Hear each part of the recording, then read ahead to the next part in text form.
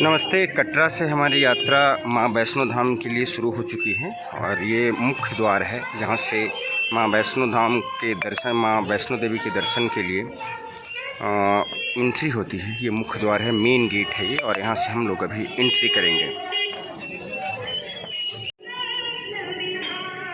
तो हम लोग अब प्रवेश कर चुके हैं।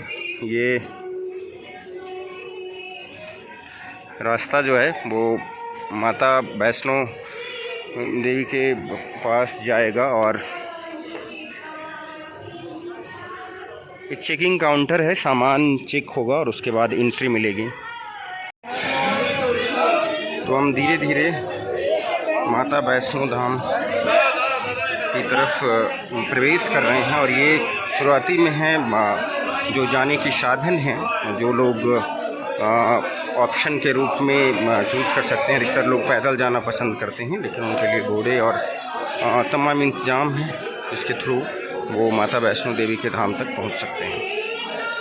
तो हम अब अपनी यात्रा जो है आगे बढ़ा रहे हैं।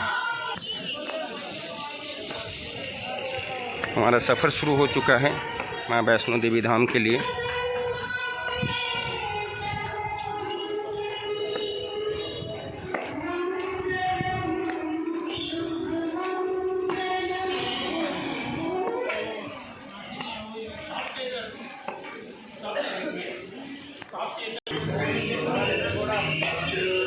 यहाँ पे पालकी और घोड़े की जो सुविधा है उसके अलग अलग रेट्स आप देख रहे हैं।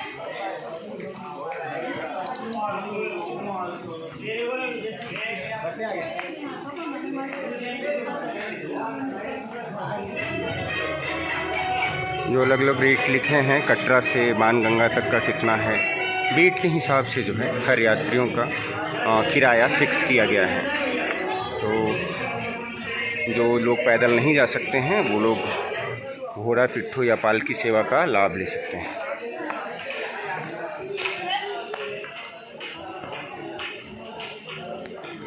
और हम आगे की तरफ बढ़ते हैं।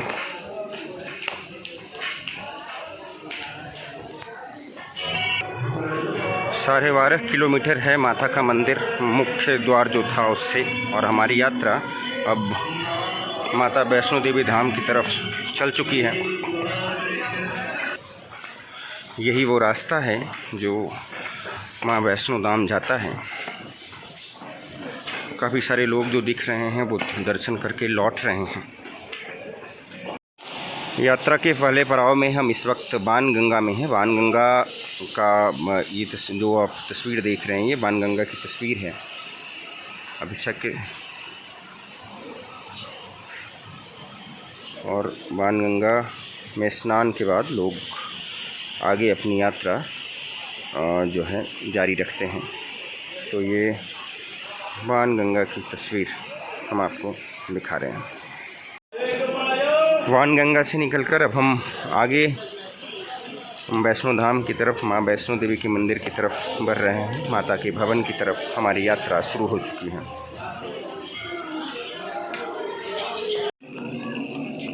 चरण पादुका दर्शन के बाद हमारी यात्रा आगे जारी है।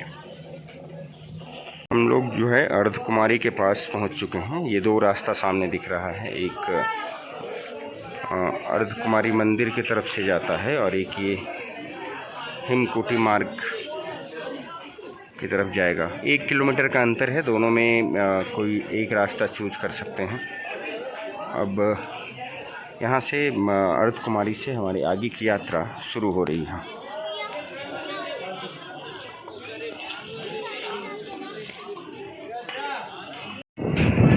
तो हम बस अब माँ के दरबार पहुँचने वाले हैं। रात 1 बजे हमने अपनी यात्रा शुरू की थी और अब 6 बजने को हैं और ये माँ का दरबार जो है, माँ वैष्णो माता का दरबार नज़र आ रहा है। और से कुछ देर बाद हम यहाँ पहुँच जाएंगे। माता का दरबार जो है अब से कुछ दूरी पर है और बस अब से थोड़ी ही देर में हम माँ के दरबार में पहुँचेंगे और हम माँ के दरबार की तरफ बढ़ रहे हैं। तो आखिरकार हम माँ के दरबार पहुँच गए हैं। ये माँ का भवन मेरे सामने देख रहे हैं, यही वो भवन है, माता का भवन, माँ वैष्णो का दरबार।